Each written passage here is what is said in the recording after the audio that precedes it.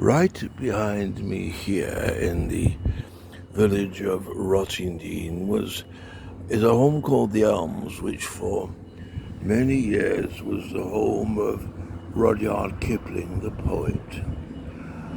When Kipling lived here from about 1895 to 1905, and while he was here, he was at his most prolific, I think you say. Here he wrote The Jungle Book. Remember that? He was made famous by Disney many years later.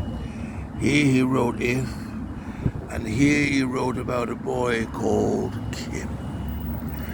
Kipling loved this village, but unfortunately he had a problem. The poets were the pop stars of their day, and people crowded here from Brighton, just down the road, 4 miles down the road, to see where he lived. Indeed, one day, a coach, a horse and cart with lots of people on board and driven by the local landlord of the pub down the road, came round here, and the landlord said, "Quiet. They're in their garden." Their garden was just there, see, just there behind those cars. And he said, "You can hear them in the garden." So people peeped over the wall, and somebody grabbed a branch off one of Kipling's favourite trees.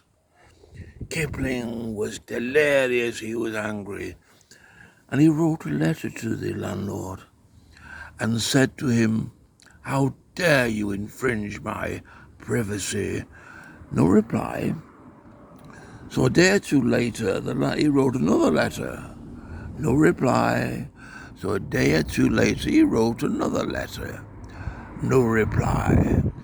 So in the end, Kipling marched down the street down there, went into the pub and said, "How dare you?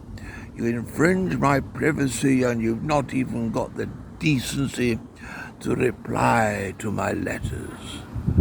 And the landlord said, "Mr. Kipling, I have made more money selling those letters than I've ever made driving that silly cart." So Kipling in the end had to leave here and go further out into the country to get away from the crowds who adored him.